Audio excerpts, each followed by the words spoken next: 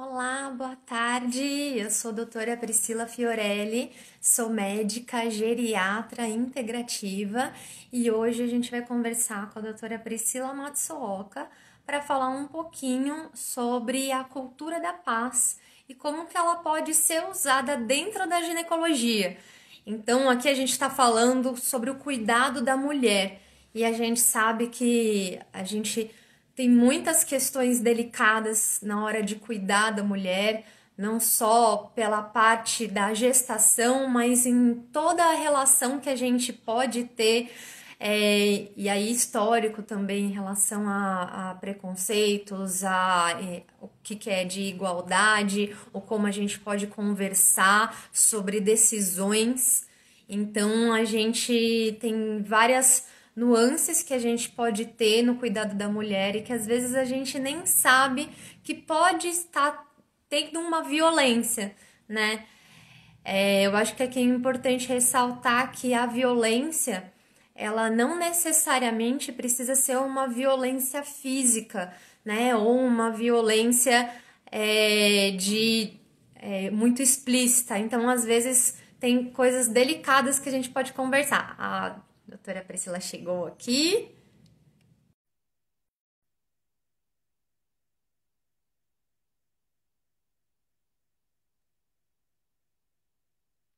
Oi, Oi, Pri, tudo bem? tudo bem? Tudo! É, Você tá me vendo bem? Me ouvindo bem? tô te ouvindo bem, vendo bem, tudo Ah, jóia. E aí? ah, você tá um pouquinho escura, não sei por quê, mas tá dando pra te ver. Deixa eu ver. Melhorou? Ah, melhorou. É? Ah, sim, acho que tá melhor. E aí, Pri, tudo bem? Tudo jóia. Vou conversar com você. Para quem não sabe, a Priscila, a gente fez pós-graduação juntas, né? A pós de medicina integrativa.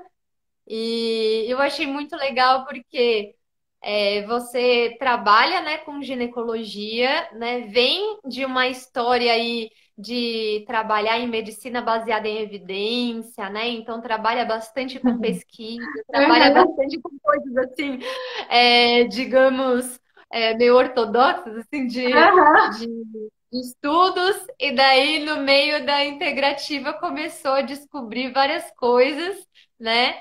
E daí começou a trabalhar com a cultura de paz, que é uma coisa assim super profunda, né?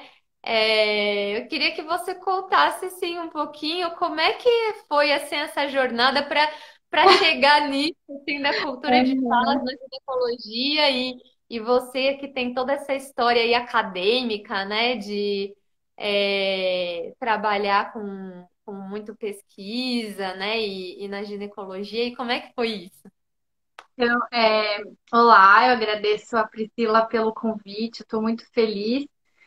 É bem engraçada essa história, né? Porque eu sempre fui muito. Eu até brinco que uma das pessoas da nossa turma é a Sandra e trabalha com pesquisa qualitativa. Eu sempre fui muito quant. Sempre. Muito quant.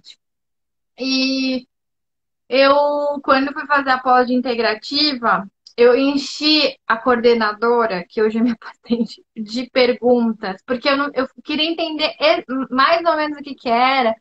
E para ser bem sincera, eu entrei na pós não entendendo exatamente o que que era a pós-graduação, mas foi muito interessante para o autoconhecimento, né?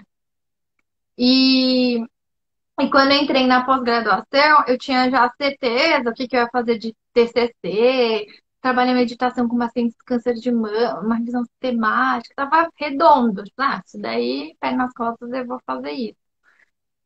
E na realidade, quando eu entrei na pós de integrativa, eu sentia muita falta de algumas ferramentas para lidar com as pessoas, no atendimento, que eu não tinha e que eu vi aqui na minha formação não tinha conseguido.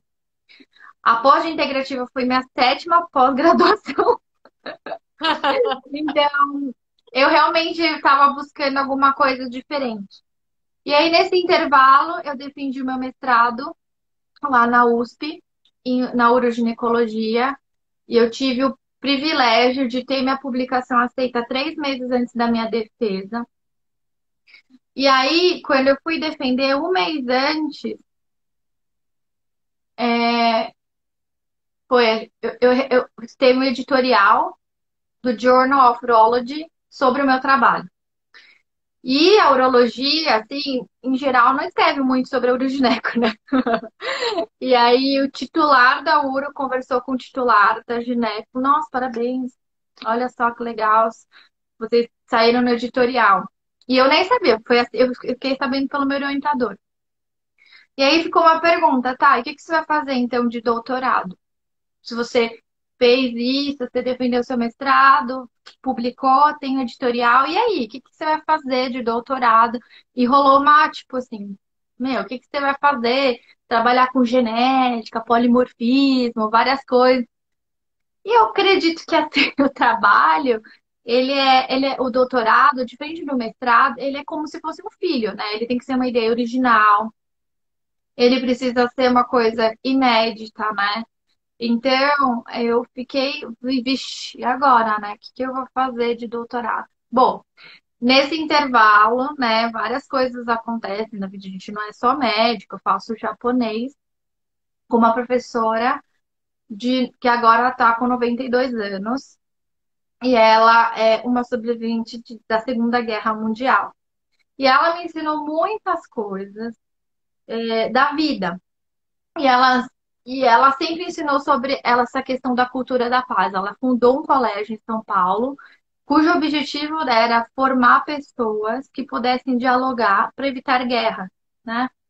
E também fui pro Japão, conheci o museu de Hiroshima, e eu fiquei muito impactada porque parte da minha família morreu com a bomba de Hiroshima. E eu ficava pensando, nossa, né? O que que tem a ver isso? Tipo assim, realmente, eu achei um significado nisso e, e ficou meio que no ar, né? No ar. Durante a pós-graduação, eu também comecei a fazer voluntariado num orfanato, né? Num abrigo com meninas que tinham deficiência visual, negras. E aí aí sabe quando tudo acontece na vida em confluência? Bom, eu vi algumas aulas no curso de pós-graduação de integrativa. Juro, quando eu dei um clique, falei assim, mas tem tudo a ver, tudo está relacionado, né? Esse processo da minha vida culminou com um negócio que, tipo, faz muito sentido. E aí eu vi que na ginecologia e na obstetrícia a gente tem muita questão da violência, né? Violência obstétrica, isso é muito em voga. Eu acho que de todas as áreas, essa que mais se fala sobre violência na medicina, né? Eu fiquei pensando, mas o que é violência, né? Aí eu comecei a pensar, pensei no meu momento de residência, pensei em tudo, e como é difícil, né, a formação do médico. Às vezes fica muito tempo privado de sono, você leva muitas broncas na residência, você está aprendendo. Principalmente, eu acho que as residências mais cirúrgicas, elas são muito duras, assim, no ensino, sabe? É claro que você precisa ter um rigor, mas as pessoas são, às vezes, cruéis, sabe? Então, ficava pensando nisso e como que era a relação do médico com os outros profissionais de saúde e às vezes os acompanhantes com a gente e como que a gente fala com as pessoas, né? E como o hospital é um ambiente, principalmente pronto-socorro, um ambiente de muita violência tácita, né? A partir do momento que alguém vira para uma mulher que está grávida e fala assim, tira a calcinha. Gente, quem que fala isso? Tira a calcinha, né? Por favor, se troque, né? Tudo bem. Então essas coisas começaram a mexer assim. Eu falei, será que faz sentido isso? E aí eu tinha um grupo de Journal Club com os residentes, eu comecei a falar sobre esses assuntos que eu aprendia na pós-graduação. Então era escuta sensível, como que você consegue, além do óbvio, né? Você escutar o outro, você ser atenta a coisas como violência, né, doméstica. Você, às vezes, o paciente tem uma outra necessidade, além do que ela foi por, sei lá, por uma causa, uma cólica, uma dor pélvica crônica, mas ela tá te pedindo ajuda de outro jeito e você precisa desenvolver essa sensibilidade. Ou uma comunicação não violenta, como que você pode, né, falar de uma forma que você não agrida as pessoas? Racismo na saúde, né? Por que que a população de mulheres negras morrem mais do que as brancas? Porque uma mulher com aplique, ou muitas mulheres que eu já ouvi relatos, tiveram que raspar o cabelo no parto, né? E, tipo assim, é super grave. Imagina você vai ter o seu bebê e você sai careca. Eu não consigo imaginar isso, sabe? Tipo muita agressão, né? E aí, toda essa temática foi fazendo sentido, né? Da autocompaixão, dos desgastes éticos. Às vezes você tá tão estafada, tão cansada, tão exaurida, que o seu padrão ético cai. E é verdade, né? Eu acho que quando você tá muito desconectado, coisas que você normalmente não faria, você acaba fazendo. E tudo isso vai Ah, fazendo sempre é. sentido, né? E aí eu falei, bom, se eu queria, pudesse introduzir isso no hospital, como que eu faria isso? E a melhor forma é de uma forma escrevendo da mesma forma que as pessoas falam, de uma forma científica.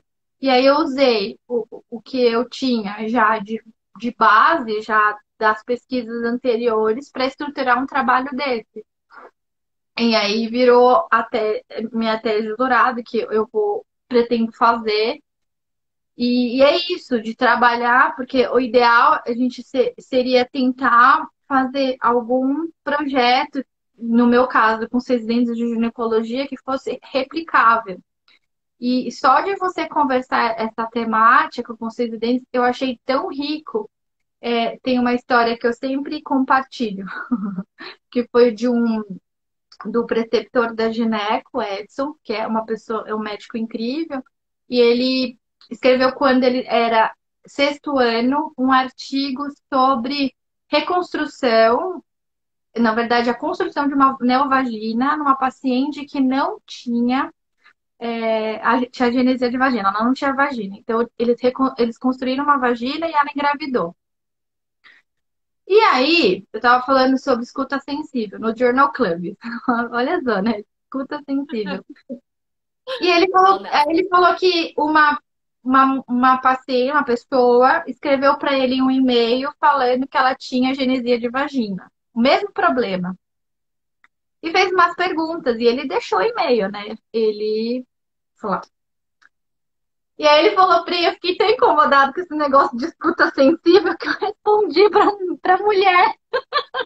Ficou assim, escuta sensível. Eu preciso escutar as pessoas. E ele respondeu o e-mail.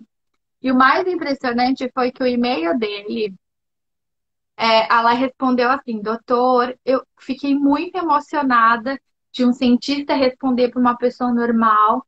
E eu sei que é um caso super difícil esse que você fez, mas você me devolveu a esperança.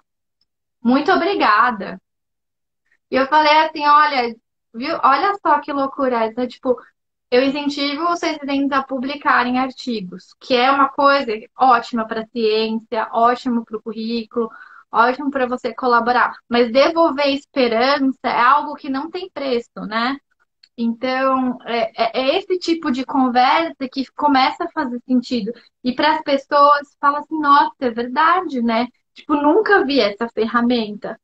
E eu falei que demorou 7 pós-graduações, uma faculdade, para eu ouvir sobre isso.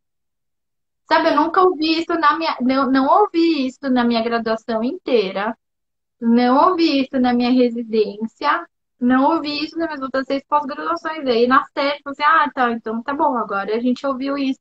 Nossa, que importante, né? Tipo, é muito importante. E por que será que a gente não ouve isso antes, né? E aí foi o caminho todo que foi para a cultura de paz, e é o que eu falo, que eu acordo todos os dias e me dá vontade de viver, que é como que eu posso fazer isso em vários cenários, né? A gente está num momento super difícil de pandemia, muito difícil para gestantes, muito difícil para gestantes, né? E agora a gente vai ter, se tudo der certo, no mês que vem, um projeto voluntário de atendimento a mulheres de periferia gratuito que estão com ultrassom atrasado. Então, elas vão ter atendimento com obstetra, vão fazer ultrassom e vão ter uma orientação com os pediatras sobre cuidados com bebês. É, sabe? É algo ínfimo, mas que a gente pode fazer, sabe? Você tá, nesse momento de incerteza, sem poder ver o seu bebê, ou sem atendimento, é muito duro, né? Então, se a gente pode ajudar, eu acho que dessa forma, é uma forma do médico diminuir as violências, né? Contra a sociedade, violência que existe estrutural, violência que às vezes existe a forma de tratar, né? E assim vai. Então é um pouco, é um trabalho de formiguinha, né? Uhum. Nossa, eu achei incrível tudo isso que você falou. Eu já sei, você já tinha contado assim um pouco da sua história, mas eu acho que agora você contando e juntando assim tudo, o como que isso a integrativa é isso assim, porque são várias nuances que a gente tem, né, no nosso meio, coisas invisíveis que quando a gente integra começa a aparecer. Então, isso que você falou, né, de você perceber uma escuta sensível e como isso pode ser uma forma de cuidado e que isso leva a gente a evitar a violência, né, e essa ideia, assim, da cultura de paz que é a gente conseguir se ouvir, se entender, respeitar, né, e encontrar uma forma da gente conviver melhor e que não quer dizer uma briga entre o bom e o mal, né, ou entre o certo e errado, Uhum, porque mesmo a gente, né, que trabalha com saúde, que está na medicina porque quer cuidar das pessoas, porque quer o melhor do outro, mas às vezes quando a gente está aí estressado e no meio de com um plantão certeza. socorro e passa aí um e passa o outro, você tem é, um minuto para atender uma pessoa, às vezes você acaba respondendo não por mal, mas você responde assim, não, tira a calcinha para, né, para eu fazer exame e como que isso pode soar como uma violência, né? E o como você também pode estar violento com você mesmo, né? Num momento de estresse, num momento que você está sendo pressionado e você se deixa até ficar sem comer, né? Que a gente sabe que às vezes passa plantão aí, não vai nem no banheiro, né? Então, Uhum. isso é uma forma de violência também, né? É, Então, isso tudo é e- de autocompaixão, compaixão, né? não, e é tão interessante isso, né? Que eu acho que hoje muito se discute o que que é integrativa, né? E hoje eu vejo que as pessoas levantam a bandeira da integrativa como reposição hormonal, falando várias coisas que não existem evidências para tratar as pessoas quando elas estão mais fragilizadas. E na verdade é o que você disse mesmo, você consegue utilizar ferramentas, né, que estão disponíveis para as pessoas na medicina, né? Eu costumo dizer que tem várias coisas que eu achei que eu nunca ia fazer e eu fiz. Uma das histórias que eu acho mais interessante é que tem gente, de novo a Sandrinha, é muito interessante que ela era pedagoga, né? E aí ela trabalhava muito com arte, escrita terapia, ela sempre foi muito artística, né? E eu tive a oportunidade de acompanhar uma paciente que teve uma cirurgia na cervical, ela evoluiu com uma tetraplegia. E ela fez vários tratamentos, que ela conseguiu recuperar o braço, mas a perna não. E eu notava que ela melhorava muito a cada vez que eu a via, né? Mas ela não. E eu falei, olha, eu sugeri para ela escrever um diário falando sobre como que ela estava aquele dia, né? Eu falei, olha, você vai notar que até a sua letra vai melhorar. E, e aquilo fez sentido para ela. E quando ela viu realmente que a mensagem dela, a letra dela melhorou, ela conseguia fazer tipo um diário de gratidão, ela achou incrível. Ela falou assim, doutora, mas quem que faz esse tipo de coisa, sabe? E aí você fala, mas isso é verdade, né? Assim, então você vai escrever um diário, né? Como prescrição. E como aquilo, claro, fez sentido para ela, né? E aí você vai falar assim, ah, na hora você teve uma ideia, sim, você teve, porque você tem ferramentas que podem ajudar os pacientes, claro, de forma única, não é que eu falo isso para qualquer paciente, mas a gente vê que pontualmente você tem que ter um cuidado específico com cada mulher, né? E é muito legal isso, porque faz todo sentido para aquela pessoa, né? E isso faz parte do respeito, faz parte da não violência, faz parte de uma série de coisas. Mas essas histórias que eu conto só depois da integrativa, né? Que você receita e usa sua caneta para indicar várias coisas legais, né?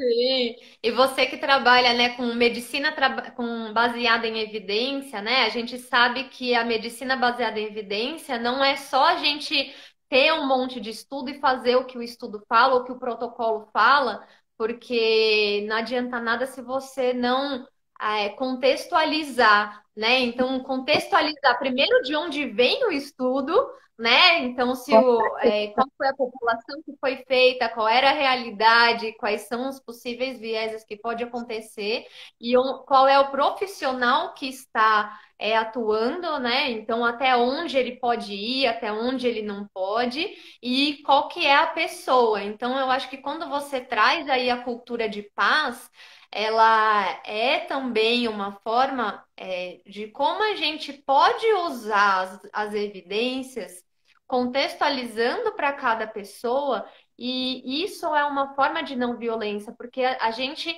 forçar todo mundo seguir o mesmo protocolo e todos Nossa, os pacientes serem tratados do mesmo jeito, isso é violência também, né? e olha que loucura, né? Que a medicina baseada em evidência ela tem um tripé, que é melhor evidência disponível, experiência do profissional de saúde e opinião do paciente, né? E as pessoas focam muito na melhor evidência e muito na sua experiência. E nada na opinião do paciente, né? E para você escutar a opinião do paciente, você precisa desenvolver essas ferramentas, né? É interessante que, assim, atendo em contextos muito ímpares, às vezes, né?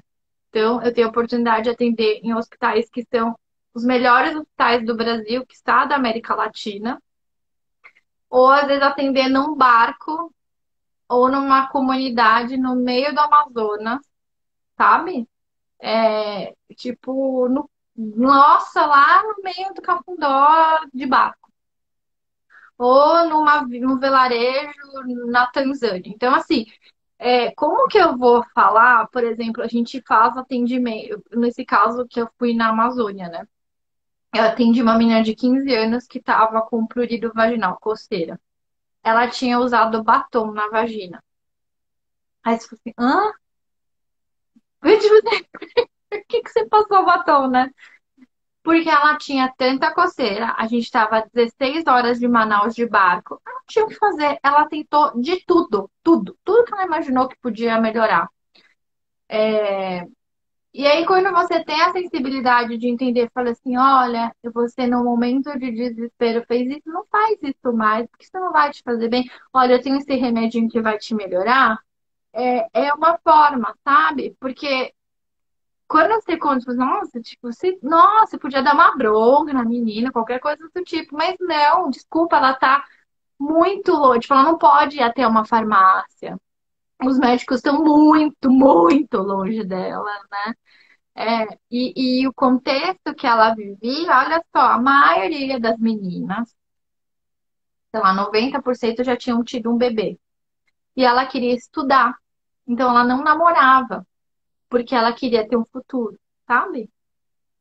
E aí, se alguém que é lá da cidade fala alguma coisa que ela vai se sentir menor ainda, imagina, né? Então, eu acho que essas coisas, né, que você precisa ver o que você precisa fazer e que tá bom, né? Tipo, a gente não tem as melhores coisas para fazer, mas naquele contexto resolve, né? E você soluciona o problema.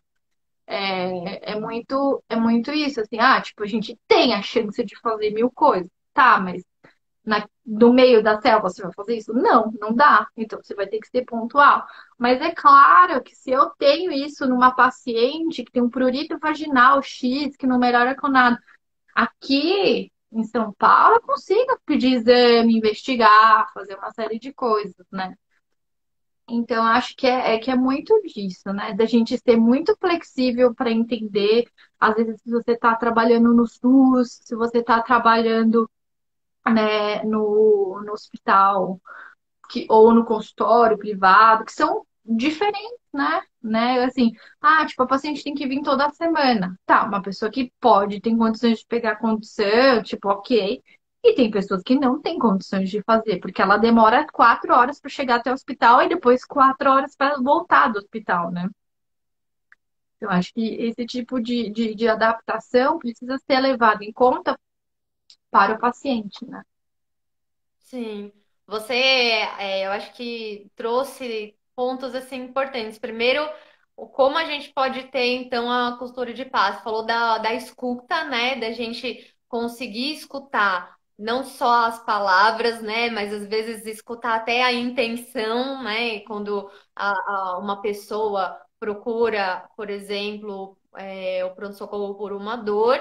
E aí a gente acha falar, não, não é nada, né? Mas o que que por trás dessa dor tem, né? E o que que cada ação representa, e o outro ponto que você falou de contextualizar, né? Então, a gente conseguir primeiro saber que existe, né? Então a gente precisa escutar e aí poder adequar, né? Para a gente não ficar caindo nos julgamentos e pré-julgamentos, né? Porque boa parte da violência vem de um pré-julgamento, né? E então a gente ter essa capacidade de contextualizar qual é a realidade, qual que é o que que levou a aquela situação, né? É muito importante.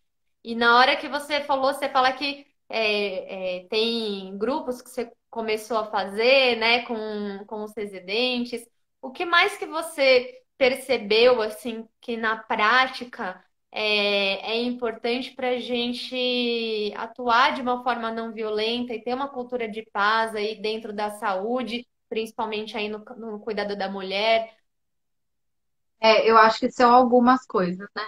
A primeira é essa questão da escuta sensível. A segunda coisa é uma comunicação não violenta.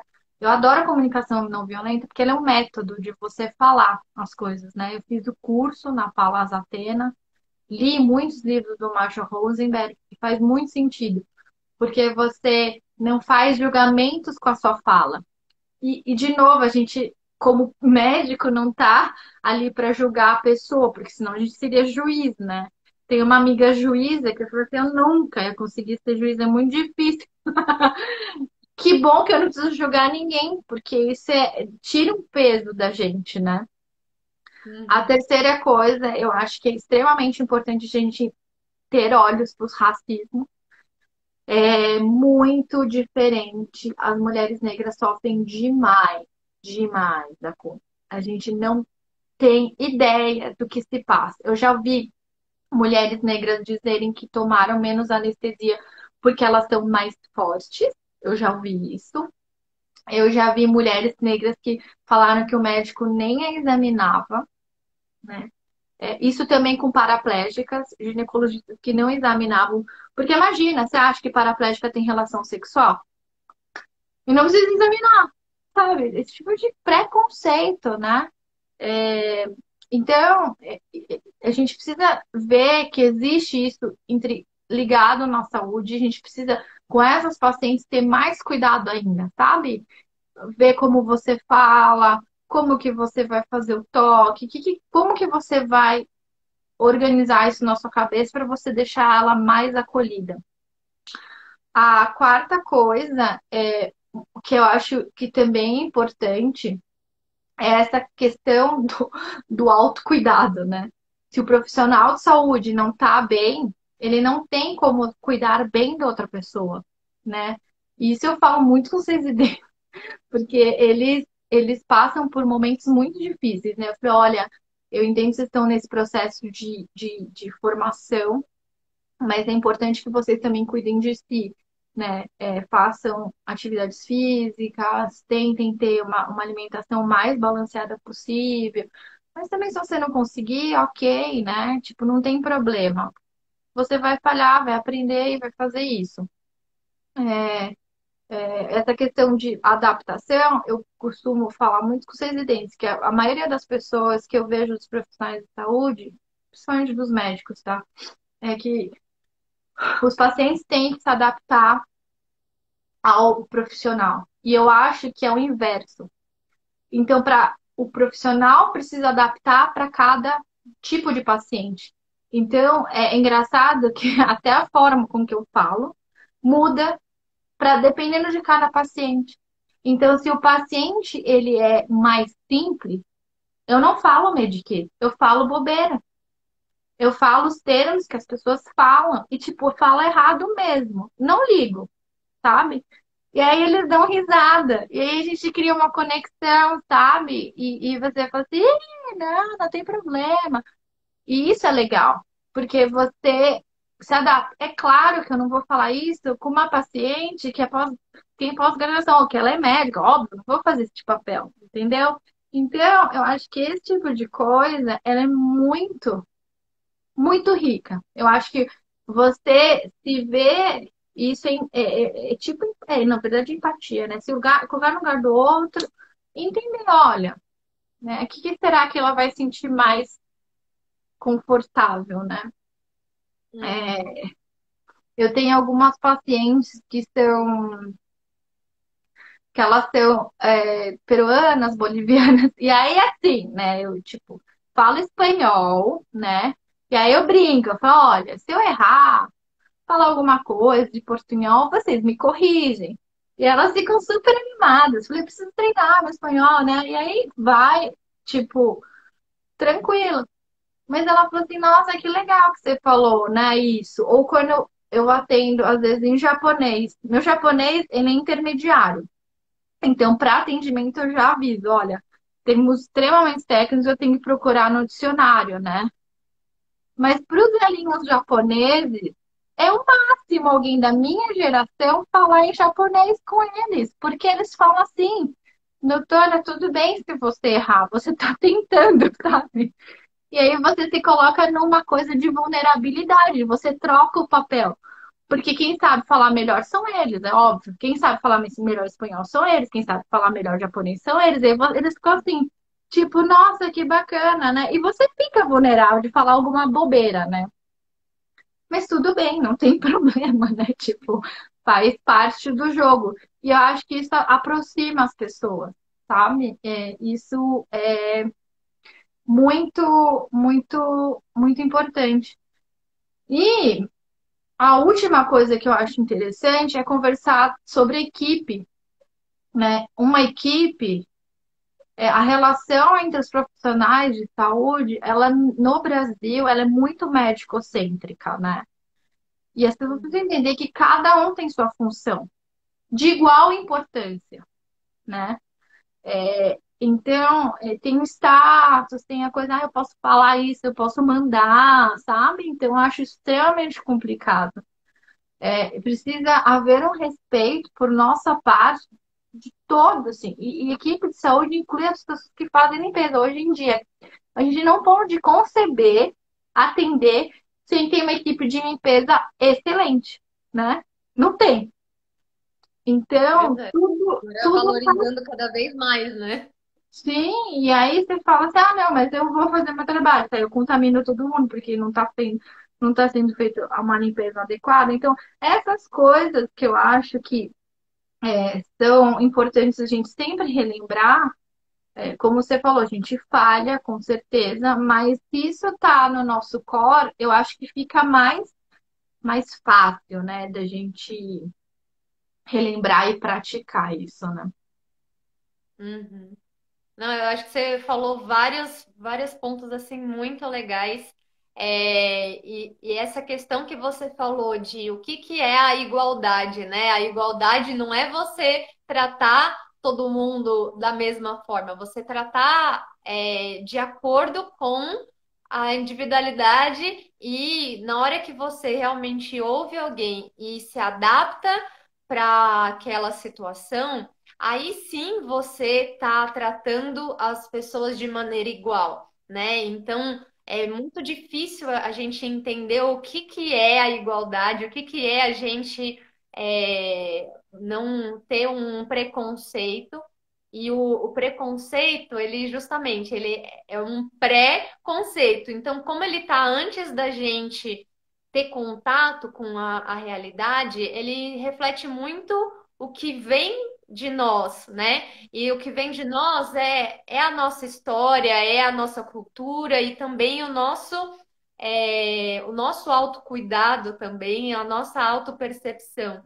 Então, dificilmente alguém vai conseguir ter uma escuta sensível, ou pelo menos vai ter mais dificuldade de fazer uma escuta sensível, de fazer não ter um pré-julgamento, se não olhar para si, né? Então, eu achei legal que você falou isso, a questão do autocuidado, né? Porque se a gente só fica focado de ver o outro e não olha para si mesmo e não reconhece que a gente tem também as nossas vulnerabilidades e que a gente tá tudo bem, a gente pode mostrar um pouco da nossa vulnerabilidade, às vezes, para conseguir se conectar, como você falou, de às vezes falar a língua, né, que não está tão assim segura de falar, mas que está tudo bem, porque a gente consegue pelo menos chegar um pouquinho mais próximo do que é a realidade do outro, né? Tem uma história engraçada, tá? A gente tava no meio da Tanzânia. E aí a gente falou assim, ó, a gente foi fazer um trabalho voluntário, a gente precisava de um lugar pelo menos que fosse coberto. Aí o líder da comunidade deu, tipo, um terreno baldio pra gente. Bom, ok, não teve jeito. Aí a gente tinha 4 cadeiras só. A gente olhou e falou assim, tipo, não tem jeito, né? A gente tem que deixar para os pacientes e a gente vai sentar e começamos a procurar o que que a gente podia sentar. Aí eu arranjei um tijolo baiano, sentei no tijolo baiano, virei minha mochila era minha prancheta, aí eu tinha uma lâmpada, um headlamp, e ela tava atendendo. E aí a gente tá lá, compenetrada, né? De repente minha amiga falou assim, Priscila, não surte. Tem um escorpião aí do seu lado. Aí eu, escorpião? Tipo, sou uma pessoa extremamente urbana, tá? Não fui criada no interior. Nunca vi, não vi muitos escorpiões na minha vida, tá? Principalmente dos grandes. Aí eu falei assim, professor, momento. Aí eu um escorpião aqui do lado, tipo assim, eu não consigo atender com o escorpião do lado, sabe? Tipo, culpa, vou parar o atendimento. Lido com isso, pedi ajuda, tirar o escorpião, voltei a ficar tranquilo. Porque ficava assim, escorpião, escorpião, sabe? E assim, ok, tá? Tipo, pra pessoa que tava lá, tipo assim, escorpião. Mas pra mim era escorpião, então assim, essas discussões são assim, mas ok, né? De você dar uma pausa, falar assim, tá, com isso a gente tenta fazer, né? Ok, né? E aí você continua atendendo, mas é engraçado essa história. E aí a gente bebia umas águas meio X, né? A gente fazia uns tratamentos, colocava clorinha, tem um negócio que tem raios UV que matam, mas assim, X, né? A água stevia não tinha as três propriedades. E aí, quando eu voltei, eu voltei para o consultório atender vida real, eu sentei na minha cadeira, eu olhei minha garrafinha de água, eu falei assim, Deus, obrigada, porque eu tenho uma cadeira, eu tenho água com três propriedades que eu posso beber normalmente, sabe? Nunca tinha agradecido por isso. E é legal você, às vezes, passar por uma situação que é totalmente adversa, que é a realidade daquelas pessoas, e você vê que não é só assim, né? Tipo, as pessoas não são, não é isso que a gente tá numa bolha, né? E que bom que a gente pode ter água, e que bom que as pessoas podem sentar em cadeiras sem nenhum problema, né? Que bom que a gente não tem, tipo, artrópodes andando assim livremente no consultório, né? Então, essas coisas é engraçado, né? De você falar assim, tipo assim, até aqui eu consigo lidar, a partir daqui eu não consigo. Tipo, ok, tijolo, ok, luz, ok. Aí era assim, o banheiro, onde é o banheiro? Você podia fazer xixi no que você. A gente tinha que sair escondido das crianças, porque senão elas te seguiam pra você fazer xixi. Aí eu ficava assim, pessoal, distrai as crianças. Eu vou lá no matinho fazer xixi. Aí eles ficavam distraindo as crianças não te seguirem, sabe? Ah, demais, assim, mas história assim, onde é o banheiro? Você pode escolher onde é o banheiro, você entende? Então, essas coisas assim, fazem com que a gente valorize outras coisas. E eu queria entender, faz parte da vida fazer isso, né? Mas Sim, é. eu acho que é legal. Eu tenho lembrado muito, assim, no meio dessa pandemia, né? Não sei por quê, mas sempre me veio, assim, eu sonho muito e eu tenho sonhado muito com a bandeira científica, que é Ah, o projeto da faculdade que a que é gente muito vai legal. até algum lugar do Brasil, né, que seja carente, que a gente faz tanto desde atendimento médico, né, e vai também em outras áreas aí da faculdade, né, então odonto, fisioterapia, nutrição, vai até poli, né, para ver a parte da engenharia, para ver saneamento e tal. É muito legal, né? E eu acho que esse tipo de abordagem que a gente vai em uma realidade diferente, né? E você tem vários ações humanitárias que você foi também, que você gosta de fazer, que eu acho assim incrível.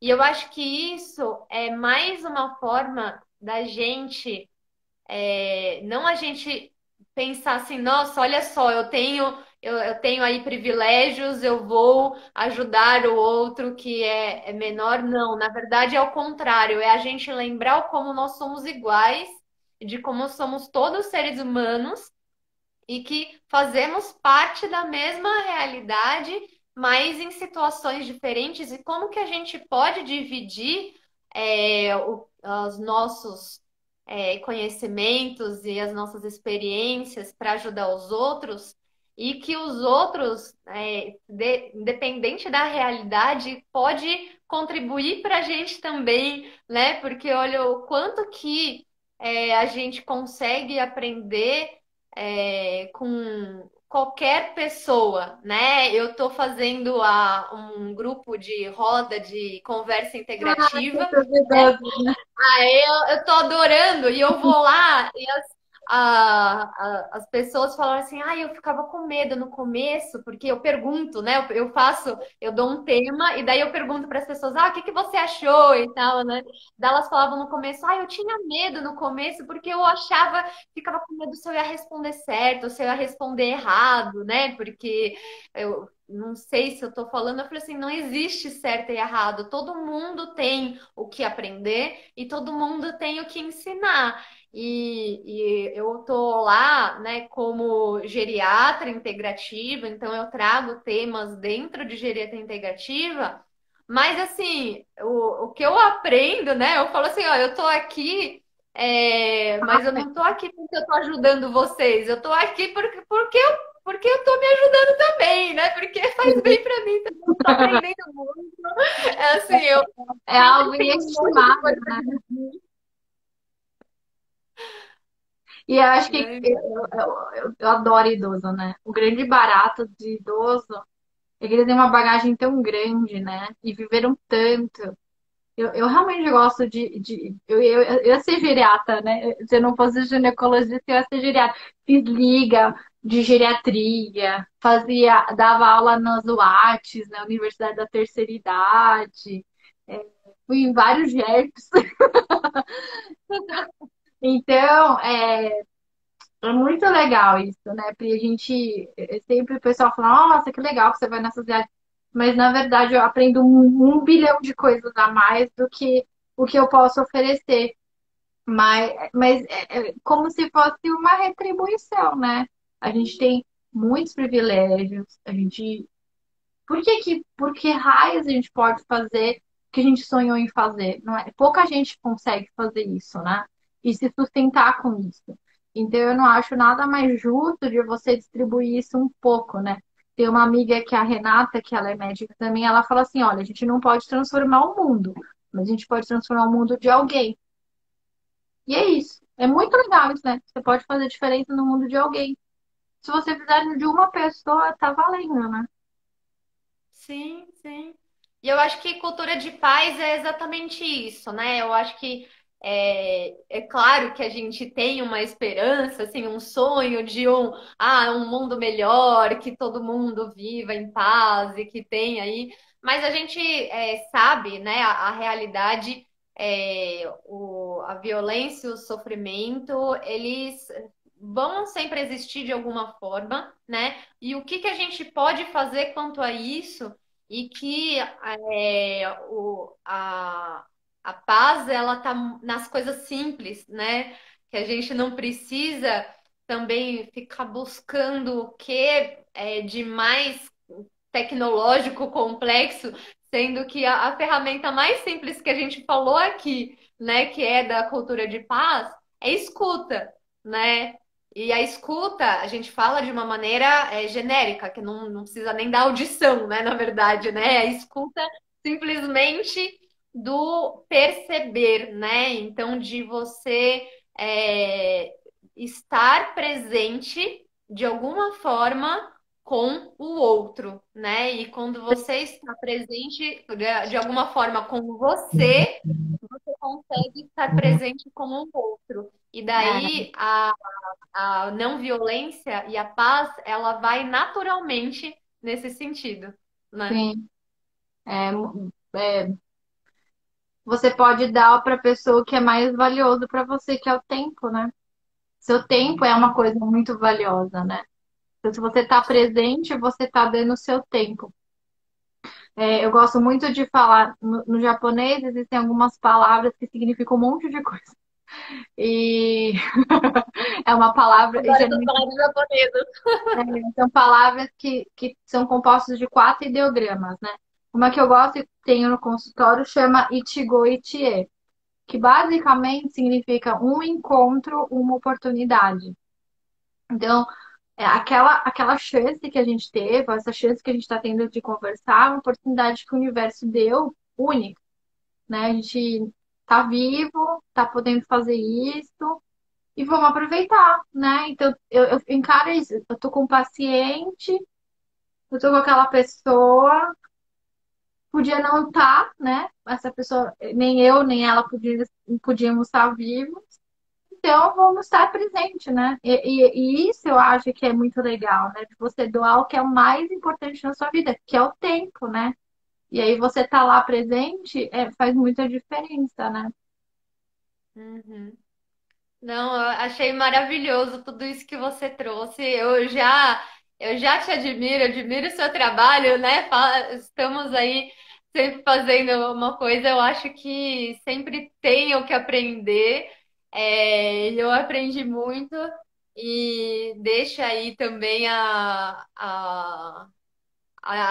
indicação, né? Quem quiser ginecologista, obstetra aí, que trabalha com cultura de paz, né? Que tem um trabalho incrível aí.